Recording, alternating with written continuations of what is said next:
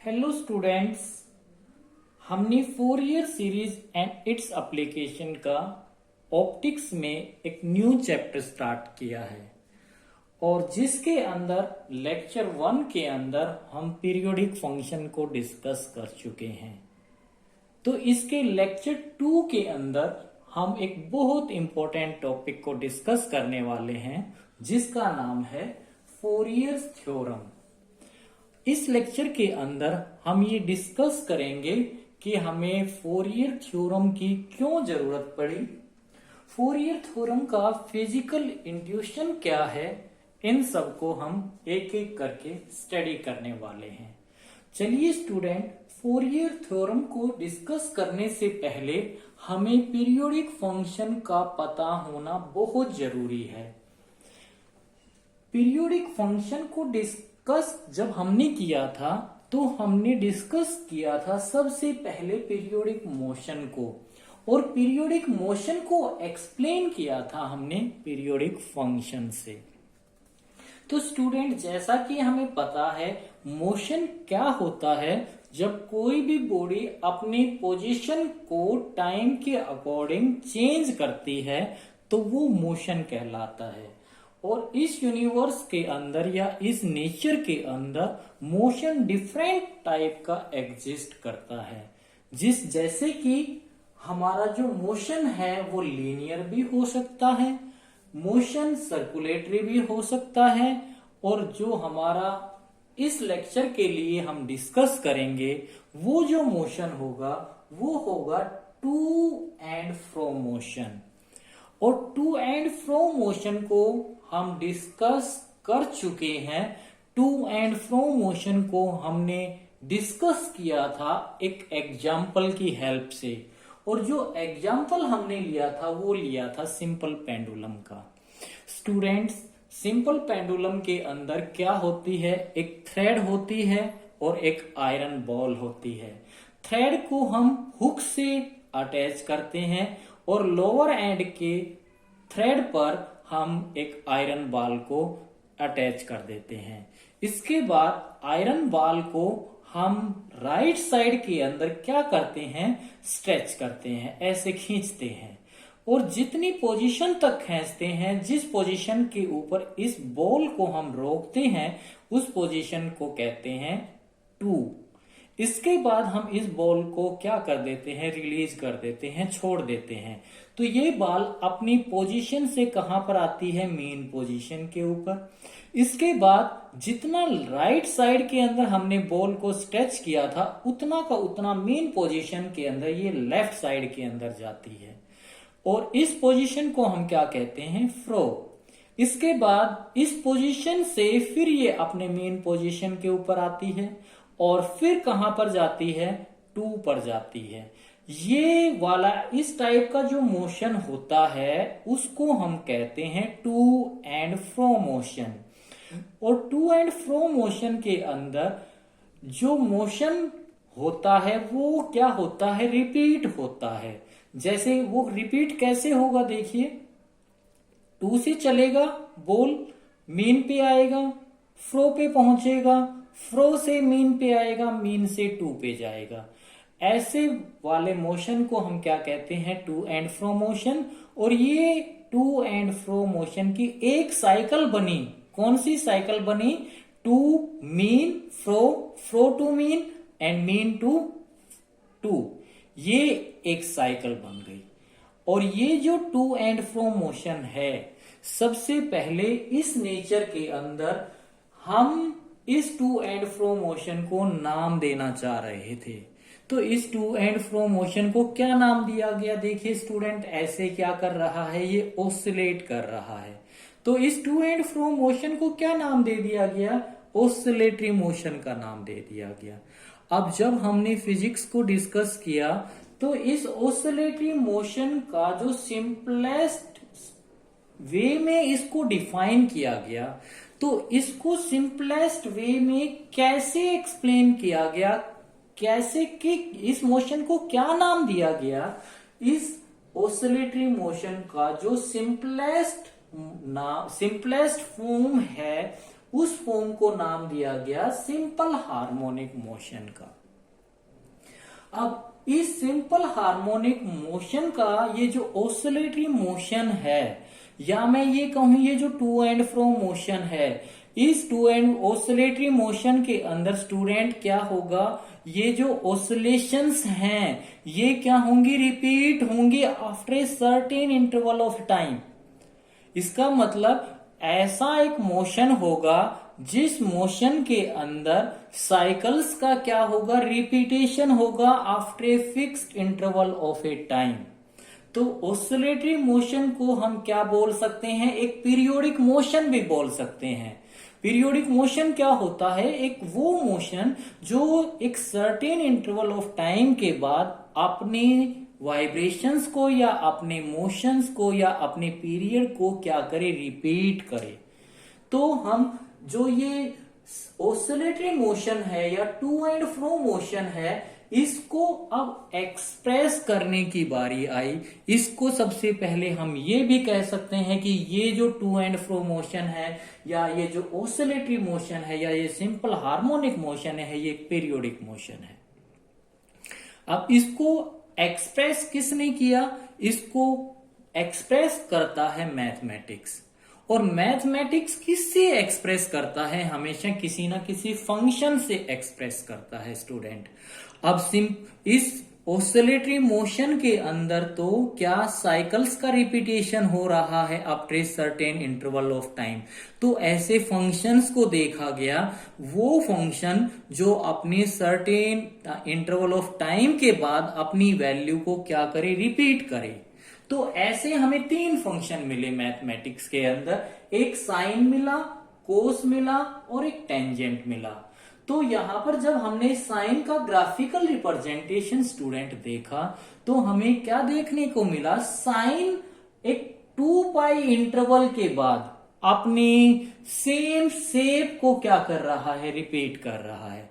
यानी कि साइन जो है वो 2 पाई इंटरवल के बाद सेम वैल्यू को रिपीट कर रहा है। ऐसे ही जब हमने कोस को स्टडी किया स्टूडेंट, कोस का ग्राफ कुछ इस टाइप से बनता है, 0 के ऊपर कोस मैक्सिमम होता है 1, साइन की वैल्यू 0 होती है, तो साइन तो 0 से स्टार्ट होता है और कोस 1 से स्टार्ट होता है। तो कोस भी का जब हमने ग्राफ को स्टडी किया तो कोस भी 2 पाई के बाद अपनी वैल्यूज को क्या कर रहा है, रिपीट कर रहा है, सेम पाथ के ऊपर रिपीट कर रहा है। देखिए अगर मैं इस वाले 2 पाई को यहां से सीजर की हेल्प से कट कर दूं और इसको यहां से उठाऊं और यहां पर रखूं तो ये बिल्कुल इसके ऊपर सुपर इम्पोज कर जाएगा। और टेंजेंट जो है वो अपनी वैल्यू को रिपीट करता है, कितने टाइम इंटरवल के बाद, कितनी वैल्यू के बाद, कितने फिक्स्ड इंटरवल के बाद, पाई इंटरवल के बाद। तो यहां पर इन दोनों फंक्शन को, इन तीनों फंक्शन को क्या नाम दिया गया, पीरियोडिक फंक्शन का नाम दिया गया, जो कि इस पीरियोडिक मोशन को एक्सप्लेन करेंगे। तो sine x, cos x and tangent x, they are called the periodic function. और पीरियोडिक फंक्शन वो फंक्शन होता है जो एक सर्टेन इंटरवल ऑफ टाइम के बाद अपनी वैल्यू को रिपीट करे। ऐसे फंक्शन को हम क्या कहते हैं, पीरियोडिक फंक्शन कहते हैं। और ये डेफिनेशन मैंने पीरियोडिक फंक्शन वाले स्टेटमेंट के अंदर मैंने समझाई थी, तो मैं यहां पर इसकी बात नहीं करने वाला, जितनी मेरे काम की चीज है उतनी मैं बात कर रहा हूं। तो स्टूडेंट हमें इस नेचर के अंदर जो सिंपलेस्ट ऑसिलेटरी मोशन है वो उसको क्या नाम दिया, उसको नाम दिया सिंपल हार्मोनिक मोशन। और ये जो सिंपल हार्मोनिक मोशन है ये कैसा मोशन है, ये एक पीरियोडिक मोशन है। और इस पीरियोडिक मोशन को हमने एक्सप्रेस किया with the help of a single harmonic function, sine x से, कोस एक्स से, टेंजेंट एक्स से। लेकिन स्टूडेंट फिजिक्स के अंदर जब हमें बार बार फ्रीक्वेंटली हमें बार बार एक ऐसे फंक्शन को फेस करना पड़ रहा है जो कि सिंगल हार्मोनिक फंक्शन नहीं है, यानी कि हम फिजिक्स के अंदर फ्रीक्वेंटली वी कम अक्रॉस एक कॉम्प्लेक्स पीरियोडिक फंक्शन मीन्स एक वो फंक्शन जो क्या नहीं है, सिंगल हार्मोनिक नहीं है। जैसे मैं आपको एग्जांपल समझाता हूं स्टूडेंट, जैसे आपने एक तारा एक देखा होगा, एक तारे के ऊपर एक स्ट्रिंग लगी होती है। जब हम उसके ऊपर उंगली स्ट्रिंग के ऊपर रखते हैं और एक बार ऐसे स्ट्रेच करके छोड़ देते हैं तो उसके अंदर डिफरेंट डिफरेंट टाइप की म्यूजिकल वो आवाजें आती हैं। इसका मतलब मैं एग्जाम्पल किसका लूं, एक स्ट्रिंग म्यूजिकल इंस्ट्रूमेंट का लेता हूं तो उसके अंदर जो वाइब्रेशंस बनेंगी, उसके अंदर इनफाइनाइट नंबर ऑफ वाइब्रेशंस बनेंगी। उसके अंदर हमारे पास इवन नंबर के वाइब्रेशंस भी होंगी, उसके अंदर हमारे पास ओड नंबर की वाइब्रेशंस भी होंगी। या मैं बात करूं जो मैं बोल रहा हूं अपने गले से और वोकल कॉर्ड से जो आवाज आ रही है, वो उसको एक्सप्लेन जब हम करने लगे तो हम सिंगल हार्मोनिक फंक्शन से एक्सप्लेन नहीं कर पाए स्टूडेंट। वो क्या बन गया, वो कॉम्प्लेक्स पीरियोडिक फंक्शन बन गया। वहां पर देखिए एक तारे की जो हमें स्ट्रिंग लगा रखी है, अगर मैं उसके ऊपर उंगली लगाऊंगा और एक बार रिलीज करूंगा तो वो ऐसे अपने आप वाइब्रेट करती रहेगी, ऐसे ऐसे वाइब्रेट करती रहेगी, ऐसे ऐसे वाइब्रेट करती रहेगी वो। इसका मतलब अगर हमें ऐसे फंक्शंस को एक्सप्लेन करना हो तो हम सिंगल हार्मोनिक फंक्शन से उस फंक्शन को एक्सप्लेन नहीं कर पाए। अगर मैं फिजिक्स के अंदर बात करता हूं स्टूडेंट्स, अगर मेरे को आउटपुट को ड्रॉ करना है और आउटपुट कौन सी आउटपुट, या तो मैं वोल्टेज को या करंट को, और कौन से फंक्शंस की, या मैं हाफ वेव रेक्टिफायर ले लूं या फुल वेव रेक्टिफायर ले लूं। अगर मेरे को हाफ वेव रेक्टिफायर और फुल वेव रेक्टिफायर की आउटपुट को ड्रॉ करना है तो हम सिंगल हार्मोनिक फंक्शन से एक्सप्लेन करने में फेल हो गए। इसका मतलब यहां पर ये साइन और कोस उस सिंगल आउटपुट को एक्सप्लेन नहीं कर पाएंगे। कौन सी आउटपुट, जो हमारे पास हाफ वेव रेक्टिफायर और फुल वेव रेक्टिफायर की है, उसको नहीं ड्रॉ कर पाए। तो फिर जब इस चीज को स्टडी किया गया 1828 के अंदर, 1828 के अंदर एक फ्रेंच मैथमेटिशियन थे,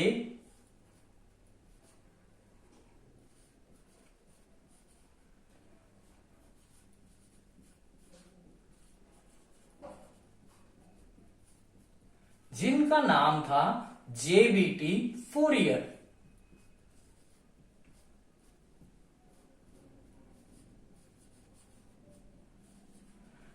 इन्होंने कॉम्प्लेक्स पीरियोडिक फंक्शन का सॉल्यूशन फाइंड आउट करने के लिए एक थ्योरम को प्रपोज्ड किया, और वो थ्योरम क्या कर रही थी, वो कॉम्प्लेक्स पीरियोडिक फंक्शन के सॉल्यूशन को सक्सेसफुली एक्सप्लेन कर रही थी।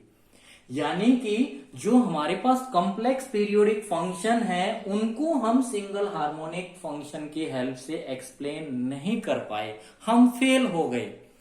तो इस चीज को स्टडी किया गया 1828 के अंदर, और एक फ्रेंच मैथमेटिशियन थे जिनका नाम था जेबीटी फोरियर, और इन्होंने एक थ्योरम को दिया, और अब उस थ्योरम को नाम देना था। तो इस जेबीटी फोरियर को रेस्पेक्ट देने के लिए उस थ्योरम का नाम रख दिया गया फोरियर थ्योरम। और ये फोरियर थ्योरम बहुत ज्यादा हेल्प करती है to find out the solution of a complex periodic function. तो अब ये फोरियर थ्योरम है क्या चीज, हमने कुछ कुछ तो पता चल गया।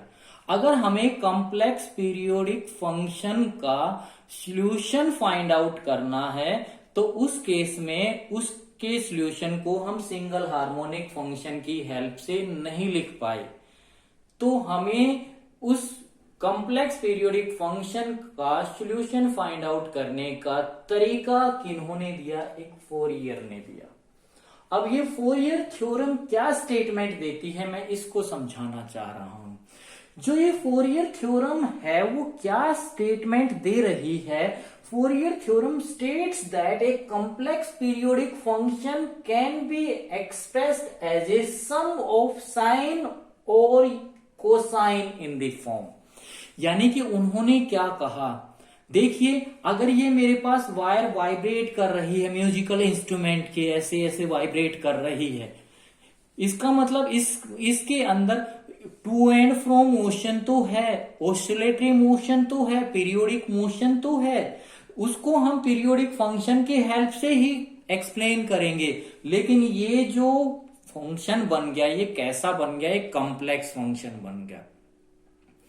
इसके अंदर देखिए वाइब्रेशंस कैसे हैं, इसके अंदर इवन वाइब्रेशंस भी हैं, इसके अंदर ओड वाइब्रेशंस भी हैं। तो फोरियर ने क्या कहा, अगर आपको इवन वाइब्रेशंस चाहिए तो आप कोस वाली टर्म को ले लो, अगर आपको ओड वाइब्रेशंस चाहिए तो साइन वाली टर्म को ले लो, बाकी को जीरो कर दो।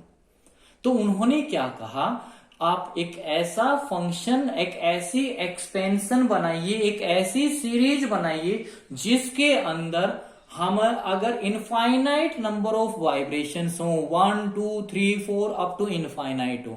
अगर मेरे को 999 वाली वाइब्रेशन चाहिए तो 999 क्या है, एक ओड है। अगर मेरे को 2 वाली वाइब्रेशंस चाहिए, यानी 2 वाली साइकिल चाहिए, यानी कि 2 वाला हार्मोनिक्स चाहिए, ये एक साइकिल जो है, इसको क्या इसमें फोरियर के अंदर, फोरियर थ्योरम के अंदर क्या नाम दिया गया है, हार्मोनिक्स का नाम दिया गया है। जैसे मैं 2 यहां से 2 ये मीन, फिर फ्रो, फिर मीन, फिर 2, ये एक क्या बन गई, साइकिल ऑसिलेशन बन गई। और इस एक ऑसिलेशन को फोरियर सीरीज के अंदर क्या नाम दिया गया है, हार्मोनिक्स का नाम, हार्मोनिक्स का नाम दिया गया है। तो स्टूडेंट्स, अगर मेरे को इवन ऑसिलेशंस या इवन हार्मोनिक्स चाहिए तो मैं कोस ले लूंगा, ओड हार्मोनिक्स चाहिए तो मैं साइन ले लूंगा। अब 98 वाली चाहिए तो 98 तो इवन है ना, तो अब यहां पर हमें अगर ये A1 A2 A3 देखिए, cos even, first even harmonics, second even harmonics, third even harmonics, nth even harmonics. अगर मेरे को इवन चाहिए तो ओड वाली क्या हो जाएंगे, जीरो हो जाएंगे। यहां पर first odd harmonics, second odd harmonics, third odd harmonics, nth odd harmonics. अगर मेरे को ओड हार्मोनिक्स चाहिए, ओड ऑसिलेशन चाहिए तो इवन वाली जीरो हो जाएंगी। तो उन्होंने क्या कह दिया कि जो हमारे पास कॉम्प्लेक्स पीरियोडिक फंक्शन के अंदर इनफाइनाइट या नंबर ऑफ ऑसिलेशंस हैं, उनको कैसे एक्सप्रेस करो, उसको एक एक्सपेंशन की फॉर्म में ले लो, एक सीरीज के फॉर्म में ले लो। और कैसे लो आपको लेना पड़ेगा fx is equal to A0 plus ये हमारा यूनिवर्सल कांस्टेंट है, A1 cos x plus A2 cos 2x plus A3 cos 3x up to AN cos nx up to infinite. इसके बाद B1 sin nx plus B2 sin 2x plus B3 sin 3x up to BN sin nx up to infinite. अब इन्होंने, इसका मतलब हम इस periodic function की ये क्या बना रहे हैं, एक सीरीज बना रहे हैं। जैसे मैंने ये स्ट्रिंग लगी हुई है, मैंने एक इस वायर को स्ट्रेच किया, इसने वायर स्ट्रेच करने के बाद ये म्यूजिकल इंस्ट्रूमेंट है, एक फंक्शन है, ये क्या कर रहा है, ऑसिलेशंस, ये एक ऐसी एक्सपेंशन हमें दे रहा है। यानी कि हम इस फंक्शन की ये एक सीरीज लिख रहे हैं, इसके अंदर ओड हार्मोनिक्स भी हैं, इसके अंदर इवन हार्मोनिक्स भी हैं। तो अब हमने इनको कंबाइन कर दिया, ए नोट को तो हमने सेपरेट रख लिया और इसको हम क्या लिख सकते हैं, 1 से लेकर इनफाइनाइट तक an cos nx plus bn sin nx। देखिए अगर 1 लेता हूं मैं, a1 cos 1 x ये वाली टर्म आ गई, b1 sin x ये वाली टर्म आ गई, 2 लेता हूं तो ये वाली टर्म और ये वाली टर्म आ जाएगी हमारे पास, and so on so forth चलती रहेगी। यहां पर स्टूडेंट्स सोचने की बात ये है, जो ये A0, A1, A2, A3, AN, B1, B2, B3, BN जो हैं, ये क्या हैं? ये कांस्टेंट्स हैं। और इन कांस्टेंट्स को हमने क्या नाम दिया है? फोरियर कोफिशिएंट्स का नाम दिया है। और जो ये इक्वेशन 1 जो है, ये एक सीरीज है, और ये सीरीज कौन को क्या नाम दिया गया है? Fourier series. और ये एक्सपेंड कर रखी है अप टू इनफाइनाइट तक, तो इसको हमने क्या नाम दे दिया? Fourier series expansion. किसकी है? इस फंक्शन की है, fx की है। अब ये सीरीज हम कब लिख सकते हैं स्टूडेंट्स? वो कंडीशंस के ऊपर डिपेंड करेगा। और वो यानी कि हम किसी भी फंक्शन की फोरियर सीरीज या ये फोरियर सीरीज एक्सपेंशन हम कब लिख सकते हैं? जब ये फंक्शन डिरिचलेट के द्वारा दी गई 3 कंडीशंस को फॉलो करेगा। इसको हम डिरिचलेट कंडीशंस को लेक्चर 3 में डिस्कस करेंगे। तो स्टूडेंट्स, फोरियर एक्सपेंशन हमें क्या बताती है? एक कॉम्प्लेक्स पीरियोडिक फंक्शन है जिसके अंदर infinite number of odd harmonics हैं और infinite number of even harmonics हैं। तो उनको एक सीरीज के अंदर आप लिख डालो, और उस सीरीज को नाम दे दिया गया फोरियर सीरीज एक्सपेंशन। और ये जो थ्योरम जो बनी है, वो कॉम्प्लेक्स पीरियोडिक फंक्शन को एक्सप्रेस करती है as a sum of sine और कोसाइन की फॉर्म में। तो that is the Fourier theorem. Students, I hope कि आपको ये लेक्चर समझ में आया होगा। फोरियर थ्योरम क्या करती है, मैं इसको जैसे जैसे आगे चलेंगे हम एक्सप्लेन करने की कोशिश करेंगे। तो लेक्चर 3 के अंदर हम डिरिचलेट कंडीशंस को स्टडी करेंगे। ये एक्सपेंशन हम इस फंक्शन की तभी लिख पाएंगे जब ये फंक्शन डिरिचलेट के द्वारा दी गई 3 कंडीशंस को क्या करेगा? फॉलो करेगा। स्टूडेंट्स, मैं इस लेक्चर को यहां पर स्टॉप कर रहा हूं, और लेक्चर 3 के अंदर हम डिरिचलेट कंडीशंस को स्टडी करेंगे। अगर स्टूडेंट्स आपको मेरा लेक्चर अच्छा लगे तो मेरे चैनल को सब्सक्राइब जरूर करें, शेयर जरूर करें। स्टूडेंट्स, आपके एक सब्सक्रिप्शन से मेरा फिजिक्स परिवार बहुत बड़ा एक्सपेंड होता है, और मैं चाहता हूं कि आप मेरे चैनल के साथ जुड़ें। Thank you.